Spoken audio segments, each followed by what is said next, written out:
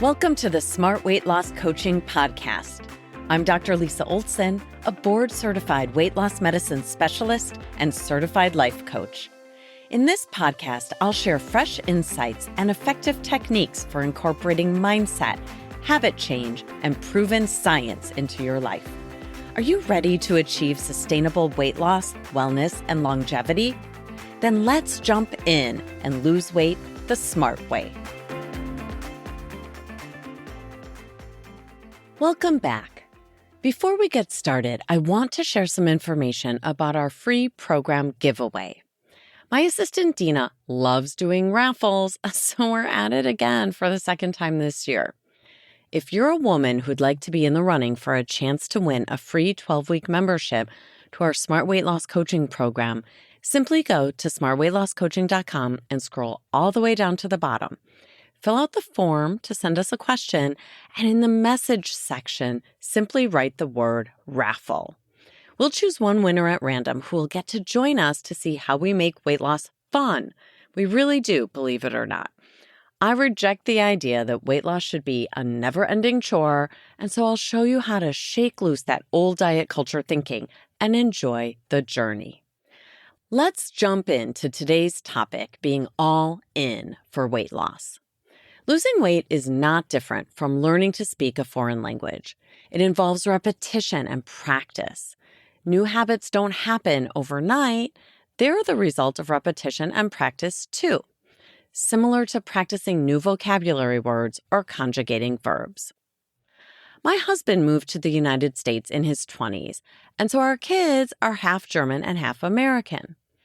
We signed them up for German language classes on Saturday mornings back when they were toddlers. At that age, language class involved singing songs, identifying colors, and learning the names and sounds of barnyard animals. As they got older, they learned to count, they learned to be polite by saying please and thank you, and their vocabulary slowly grew a bit more sophisticated.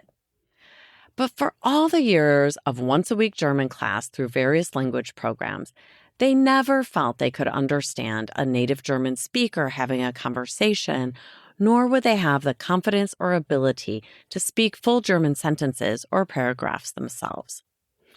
So in 6th grade, my daughter decided to take German in school. She finally had an opportunity to practice her German every day, Monday through Friday.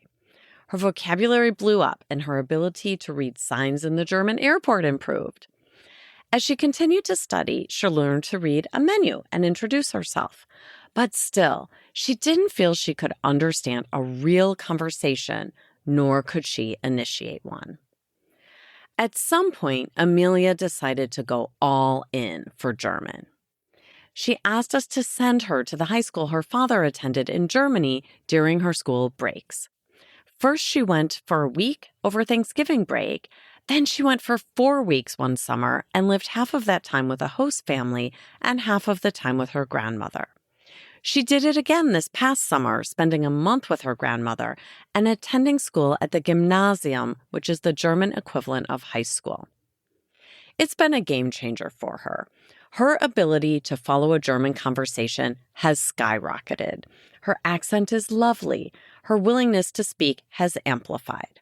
She still doesn't consider herself fluent, but she's well on her way and already planning her next trip to the village to see her German friends, attend more school, and stay with her grandmother. One thing that changed for her was that she was willing to let it be hard. She was willing to go to school and learn math in German. She decided to allow herself to make mistakes in public, to listen to feedback, and to keep showing up to school there every day, even though it felt hard. Oh, and I should mention that she takes a bus to a train and then also walks quite a bit to get to and from school, whatever the weather. That's what it looks like to be all in. Amelia's relentless in her pursuit of fluency, making friendships across the ocean with German kids in her grade, staying in touch with her host family from last summer, and scheduling every opportunity she can find to go back to her German school. There's not really a finish line because she's signing up for the journey and she's embracing it despite the fact that it's hard. maybe because it's hard. There's something that feels amazing about pursuing your goal with patience and persistence. I've been thinking lately about what it means to be all in for weight loss. And as I'm sure you can imagine, I have some thoughts about that. Carol Dweck from Stanford originally coined the term growth mindset, which basically means that you value the time and effort you put in as much or potentially even more than the outcome.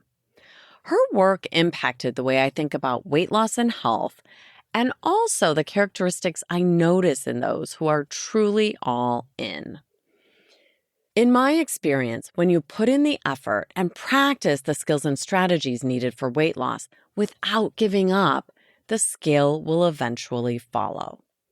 I encourage you to stop giving all your power away to the scale if that number has the ability to make or ruin your day. If we look to the number on the scale to know if we're succeeding, we're looking at the wrong metric. We should look at our effort because effort plus patience and perseverance is the secret sauce to weight loss. I put together 5 typical signs that I see when someone is all in for weight loss or better health. I've learned over the years that there are many different ways that women show up for themselves when they're trying to lose weight and improve their health. So this isn't an exhaustive list, but rather it's a list about the attitude, effort, and willingness to engage that predicts weight loss success. Number 1, when you're all in for weight loss, you're willing to make mistakes without making it mean you'll never lose weight. Watch that negative self-talk because it can make you feel like a failure. And when you feel like a failure, you're definitely not in the mood to be all in. Number 2, when you're all in for weight loss, but you get off track, you jump back in right away. Everyone has days that don't go as well as hoped in terms of nutrition or exercise. Me too. No sweat, just reset. Use the detour as an opportunity to learn what distracted you from your path forward. This helps you to plan for the next obstacle, because of course there's going to be another obstacle. This is real life, not a TV show where everybody loses 100 pounds. Number 3, when you're all in for weight loss, you learn to reward yourself. Keep track of your intentions and your effort in a notebook. When you try something, give yourself a reward in the notebook, something as silly as a little star or smiley face. I love giving myself stars for effort. Here's an example of how that might look. I'd still give myself a star in my notebook if I said I wasn't going to have any wine at a party, and I didn't for the first 3 hours. That's still a winning effort. If I ended up having a glass of wine several hours into the party, there are so many ways in which that effort was still a success, even if my intention was to have 0. I consume less total alcohol in the evening, only 1 glass instead of 2, or maybe 3. And because I wasn't drinking wine, I stayed mindful and didn't eat like I was at the food carnival. That's also a huge win. The fact that I didn't nail my goal of not drinking any alcohol doesn't take away from the success of my effort. It's still a win. That's a growth mindset and a reason to give myself a star in my notebook as a reward. At the end of each month, add up your stars, not your pounds lost or your total grams of sugar. The stars are the reward and a reflection of your effort. Number 4, when you're all in for weight loss, you embrace and create challenges for yourself. Let's be realistic. No one loses weight without making changes. So let's go and create some challenges that focus on effort. An example of that might be a challenge to make some new vegetarian recipes. Set yourself a challenge to make 10 healthy new recipes during the next 12 weeks and put a star in your notebook every time you do it. You might also want to give yourself a star for an effort that doesn't quite land. Maybe you plan to make veggie burgers tonight, but instead you worked late and had to pivot. If you found a restaurant that does carryout and has homemade black bean veggie burgers, fine, you found a solution. So give yourself a star anyway, but then maybe see if you can make that recipe yourself next week. Did you notice that I said making 10 recipes in 12 weeks is the goal? 12 out of 12 would be asking a lot for a normal human who has busy weeks and a lot of responsibilities. If you happen to make 12 new recipes in 12 weeks, I'd say give yourself double stars for the extra 2 meals, extra credit. I know this sounds very first grade, but listen, behaviors that get rewarded get repeated. I've said it before because I believe it. You're never too old for a star. Number 5.